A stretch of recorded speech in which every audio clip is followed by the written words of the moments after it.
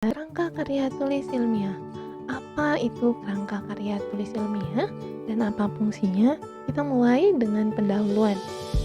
Menurut Kamus Besar Bahasa Indonesia, kerangka adalah garis-garis besar, rancangan, dan ada tulang. Nah, kalau tulang mungkin itu lebih ke kerangka dari tubuh manusia misalkan. Nah, jadi tulang-tulang susun dan membentuk postur tubuh sehingga tubuh kita mempunyai bentuk yang baik. Nah, demikian juga nanti dengan yang namanya karya tulis ilmiah. Jadi, kerangka karya tulis ilmiah itu sangat dibutuhkan untuk menghasilkan nanti satu tulisan atau satu karya ilmiah akan lebih baik, akan lebih bagus. Kenapa? Karena dalam penulisannya kita sudah memiliki dasar dan acuan. Nah, jadi kalau kita melihat pengertian menurut Kamus Besar Bahasa Indonesia tadi bahwa kerangka adalah garis-garis besar, rancangan, maka bisa kita tarik kesimpulan bahwa kerangka karya tulis ilmiah itu adalah urutan garis-garis besar atau susunan rancangan yang menjadi acuan dalam karya tulis ilmiah yang akan dibahas atau ditulis. Apa yang menjadi fungsi kerangka penulisan? Yang pertama, dengan adanya kerangka, maka penulisan akan menjadi lebih terarah dan teratur. Karena sangat kecil kemungkinan untuk kita keluar dari target, keluar dari pembahasan yang sudah disesuaikan dengan topik dan judul penelitian kita. Yang kedua, memperlihatkan pokok-pokok penulisan. Nah, dengan memiliki kerangka, maka kita akan mampu melihat, oh ternyata ini nih pokok-pokok pembahasan atau pokok-pokok penulisan dari karya ilmiah yang saya tulis. Nah, dengan demikian itu akan sangat membantu kita untuk kita melihat, oh ternyata bagian mana nih yang bisa saya kembangkan sehingga penulisan kita akan menjadi lebih baik. Yang ketiga, memperlihatkan materi dan bahan yang dibutuhkan. Nah, jadi saat kita akan menulis, kita sudah mampu menyediakan materi dan bahan secara lengkap. Contohnya apa? Contohnya seperti kesediaan data kita, kemudian misalkan kita lakukan pengujian, apa nih aplikasi pengujiannya, atau kita mau merancang satu aplikasi. Nah, kita merancangnya pakai apa? Itu dapat terlihat dengan adanya kerangka penulisan. Bagian-bagian kerangka karya tulis ilmiah itu terbagi atas 3. Ada bagian awal, ada bagian inti, dan ada bagian akhir. Kalau bagian awal itu contohnya misalkan itu ada judul, cover, kemudian ada lagi apa nih, pengesahan, dan lain-lain. Sedangkan yang untuk bagian akhir ini seperti daftar pustaka, lampiran. Yang paling penting itu adalah di bagian inti.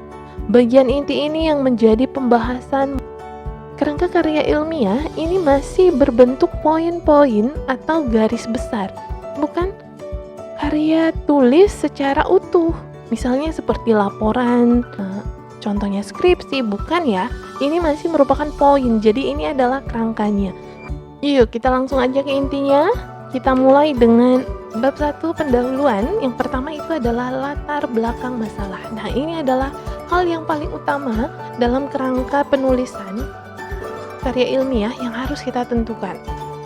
Latar belakang masalah ini berisikan uraian yang melatar belakangi apa yang menjadi alasan Anda, mengapa Anda tertarik, mengapa Anda memilih, dan mengapa Anda mau membahas judul ini. Nah, contohnya, misalkan kita sudah memiliki sebuah judul, penerapan data mining dengan rule association pada persediaan barang di minimarket. Studi kasus, misalnya minimarket XYZ. Nah, jadi saat kita sudah menentukan topik dan judul kita, maka kita harus mampu menguraikan kenapa itu harus kita bahas. Nah, jadi kita bisa mengisinya mulai dari misalkan dengan melihat objek dari penelitian kita yang mau kita teliti itu adalah persediaan barang. Maka kita lihat apa sih yang menjadi permasalahan di persediaan barang, kenapa kita sangat tertarik untuk melakukan penelitian di sana, atau mengapa kita mau menyelesaikan permasalahan di persediaan barang tersebut. Apa apa kendala yang selama ini terjadi di persediaan barang. Setelah itu kita lihat lagi, kenapa kita harus melakukan penerapan data mining terhadap persediaan barang tersebut. Apa sih keunggulan atau kelebihan dari data mining dengan rule asosiasi tersebut terhadap persediaan barang? Nah, itulah yang kita uraikan. Nah, bisa juga kita uraikan misalkan dengan mengisi paragraf pertama apa itu persediaan, kemudian kita lanjut pada yang kedua apa yang menjadi permasalahan dalam persediaan barang pada minimarket tersebut, apa itu data mining dan rule association, kemudian mengapa perlu diterapkan data mining dan rule association pada persediaan, apa sih kelebihannya, kemudian bagaimana penelitian terdahulu menyatakan penerapan data mining dan rule association pada bidang-bidangnya yang sejenis. Kemudian kita juga harus sampaikan gambaran hasil yang akan didapatkan atau gambaran hasil dari penerapan data mining dengan rule association tersebut tadi terhadap masalah persediaan barang. Dan itu merupakan uraian alasan mengapa judul itu menjadi tertarik dan mau kita bahas. Setelah kita menguraikan alasan pada latar belakang masalah, barulah kita bisa menyusun yang namanya rumusan masalah. Pada rumusan masalah yang kita sampaikan itu adalah poin-poin pertanyaannya. Jadi kita buat dalam bentuk poin-poin pertanyaan, di mana pertanyaan ini berasal dari latar belakang masalah yang hendak dicari jawabannya dan penyelesaiannya dalam pembahasan kita. Jadi dari banyaknya tadi uraian-uraian, maka sekarang kita bisa gunakan beberapa kalimat tanya seperti apa, bagaimana, mengapa, kapan, siapa. Tetapi yang paling inti itu adalah pertanyaan yang 3 ini. Nah, setelah kita kumpulkan nanti beberapa pertanyaan, maka kita bisa pilih mana yang lebih sesuai untuk kita selesaikan. Nah, contohnya kalau disesuaikan dengan judul kita ini dengan kata apa? Kira-kira dari judul kita ini apa yang bisa kita ambil sebagai rumusan masalah? Oke, berarti kalau kata apa yang menjadi permasalahan dalam persediaan barang pada minimarket? Nah, bagaimana proses menentukan persediaan barang yang sedang digunakan pada minimarket saat ini? Ketiga, mengapa perlu dilakukan penelitian terhadap persediaan barang di minimarket? Kemudian, mengapa penting diterapkan data mining dan rule asosiasi pada persediaan barang? Nah, boleh kita cari beberapa pertanyaan dan nanti akan kita ambil mana yang sesuai dan yang akan kita selesaikan. Boleh ya. Nah, jadi kalau sesuai dengan judul yang kita bahas, maka ada 3 di sini yang saya gunakan. Nah, ini semua yang saya gunakan itu adalah kata bagaimana untuk pertanyaannya.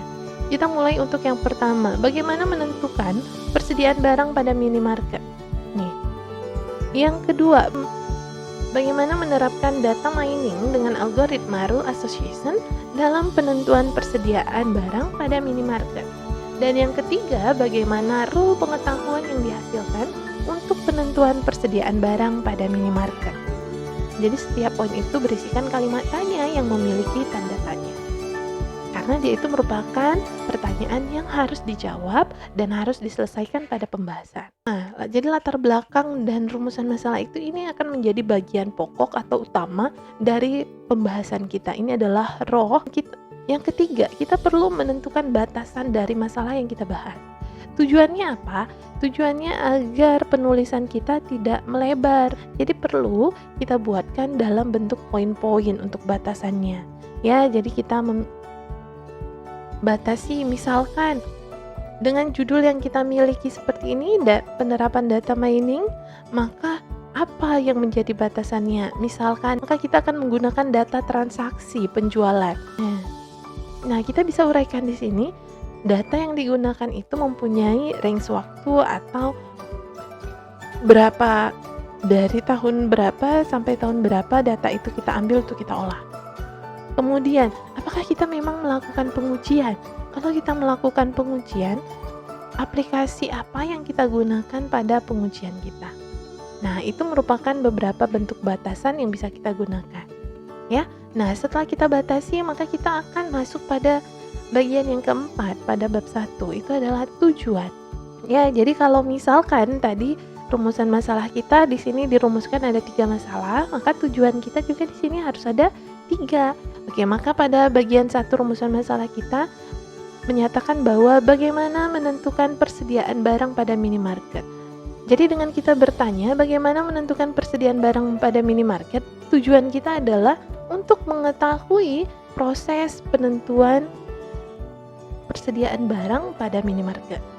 Oke, kemudian yang kedua, bagaimana menerapkan data mining dengan algoritma rule association dalam penentuan persediaan barang pada minimarket.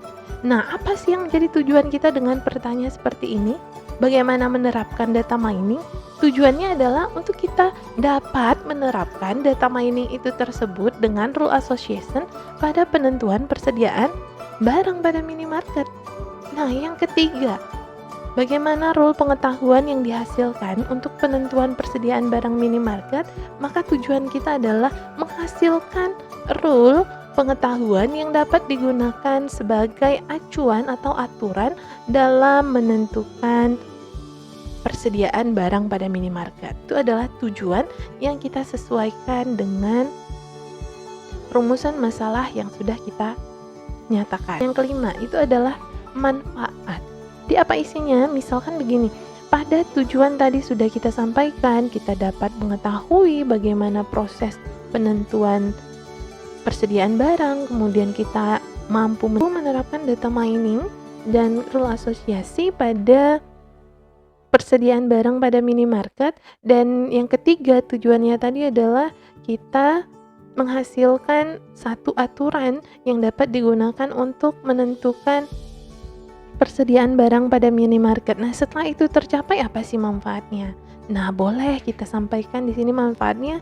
Yang pertama itu pasti untuk pihak perusahaan ya. Nah, dengan kita hasilkan satu rule atau aturan untuk penentuan persediaan barang pada minimarket, nah, manfaatnya itu misalkan itu sangat membantu pihak perusahaan dalam mereka nantinya mengambil keputusan untuk menentukan persediaan barang mereka, ya.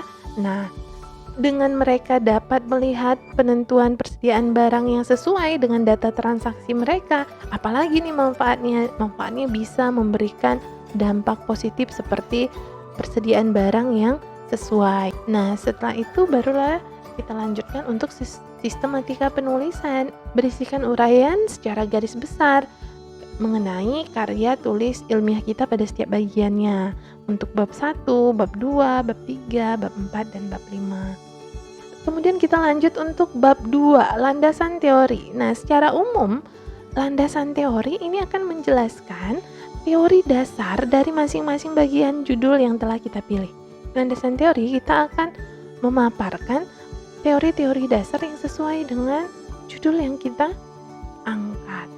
Ya, jadi kalau di sini penerapan data mining dengan rule association pada persediaan barang di minimarket, maka untuk landasan teori boleh kita mulai dengan apa itu data mining dan bagaimana tahapan-tahapan data mining, dan bagaimana itu dan apa itu rule association, bagaimana formulanya, bagaimana tahapannya, teoritis persediaan barang minimarket, dan bagaimana menentukan persediaan barang, boleh. Kemudian jika kita melakukan pengujian, berarti kita bisa sampaikan tools yang kita gunakan mengenai cara penggunaannya, kemudian tampilannya seperti apa. Itulah yang akan kita uraikan atau yang kita paparkan di bab 2 pada landasan teori. Nah, untuk landasan teori itu sendiri sebaiknya kita menggunakan referensi dari buku, jurnal yang berlisensi, kemudian proceeding, website, dan sumber resmi lainnya yang memang diakui, ya. E-book itu juga boleh.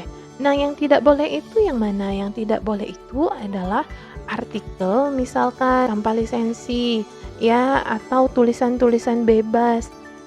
Misalkan apalagi blog, kemudian WordPress, modul, diktat perkuliahan, itu belum boleh digunakan untuk landasan teori, ya. Kita masuk untuk berikutnya, itu adalah bab 3, metodologi penulisan. Nah, pada metodologi penulisan ini akan menjelaskan metode penelitian yang kita gunakan, meliputi apa dan siapa yang diteliti. Nah, itu dipaparkan pada bagian metodologi penulisan. Maka bagaimana sih kita mengambil sampel dari populasinya, kemudian data apa saja yang harus dikumpulkan, dan dengan metode apa data itu dikumpulkan, terus bagaimana teknik analisa data yang kita terapkan sebelum kita gunakan datanya. Nah, itu semua kita sampaikan pada metodologi penulisan, ya. Berikutnya itu kita masuk pada bab 4, ini adalah pembahasan. Nah, pada bagian pembahasan ini kita akan membahas dan menjawab seluruh masalah yang telah dinyatakan pada rumusan masalah. Nah, ini saatnya kita harus selesaikan. Maka kalau rumusan masalah itu terdiri dari pertanyaan, nah pembahasan ini merupakan pernyataan. Kita lihat, kalau pada rumusan masalah yang pertama itu menanyakan bagaimana menentukan persediaan barang pada minimarket. Nah, maka pada pembahasan kita akan membahas yang pertama, menentukan persediaan barang pada minimarket. Rumusan masalah yang kedua, bagaimana menerapkan? Maka di sini kita mulai dengan penerapan data mining dan rule association pada persediaan barang di minimarket. Maka langkah-langkah yang kita gunakan itu kita terapkan di sini nih. Cara perhitungan secara manualnya kita lakukan di sini. Bagaimana rule pengetahuan yang dihasilkan pada persediaan barang pada minimarket? Maka di sini kita harus merepresentasikan rule pengetahuan pada persediaan barang pada minimarket. Ya, jadi kalau tadi itu adalah pertanyaan, sekarang ini adalah pernyataan. Bagaimana menentukan persediaan barang pada minimarket? Maka di sini kita mulai dengan menentukan persediaan barang pada minimarket. Nah, jadi kita bisa isikan di sini bagaimana kita menentukan persediaan barang pada minimarket tersebut. Misalkan kita menggunakan data transaksi. Jadi semua pertanyaan yang dipaparkan pada rumusan masalah kita jawab di sini, ya. Pernyataannya ada di pembahasan. Bab 5 itu untuk kesimpulan dan saran. Nah, jadi pada kesimpulan dalam bentuk poin-poin yang didapat setelah kita menemukan hasil dari pembahasan, ya. Nah, jadi pada bagian kesimpulan ini kita harus memaparkan secara jujur bagaimana hasil dari pembahasan kita. Misalkan, apakah metode yang digunakan itu sesuai untuk menyelesaikan permasalahan kita? Nah, kita sampaikan. Nah, kalau misalnya tidak sesuai juga harus kita sampaikan. Misalnya memang metode itu kurang sesuai untuk menyelesaikan permasalahan kita, maka kita harus sampaikan di sini kalau itu memang kurang sesuai. Sehingga itu bisa menjadi saran untuk nanti dilakukan perbaikan ke depannya bagi peneliti berikutnya. Nah, bisa kita misalkan bagaimana menentukan proses persediaan barang. Nah, maka persediaan barang itu bisa kita tentukan yang pertama dengan kita melakukan pengolahan terhadap data transaksi. Ya. Nah, kemudian bagaimana dengan penerapan data miningnya? Apakah data miningnya dan rule association dapat menyelesaikan masalah persediaan? Nah, kita sampaikan ternyata data mining dan rule association yang kita terapkan pada data transaksi penjualan kita tadi itu dapat menghasilkan suatu ketentuan atau aturan yang dapat kita gunakan untuk menyelesaikan permasalahan dalam persediaan barang. Nah, di sini juga disampaikan bahwa misalkan dengan menerapkan data mining dan rule asosiasi ini, ya, jadi kita bisa melihat persediaan barang dengan kombinasinya. Jadi bukan hanya barang berdasarkan penjualan tertinggi, tapi kita bisa melihat barang yang terjual dan mempengaruhi terjualnya juga barang yang lain. Nah, setelah itu kita sampaikan di sini adalah saran. Saran ini adalah memuat hal-hal yang perlu diperhatikan dan dijalankan untuk kesempurnaan hasil penelitian, ya, sehingga tidak terjadi masalah yang sama ataupun sebagai antisipasi terhadap timbulnya masalah lain. Nah, inilah bagian inti dari kerangka penulisan ilmiah kita. Semoga kita dapat menulis karya tulis ilmiah dengan lebih baik karena kita sudah memiliki kerangka. Sampai jumpa, terima kasih.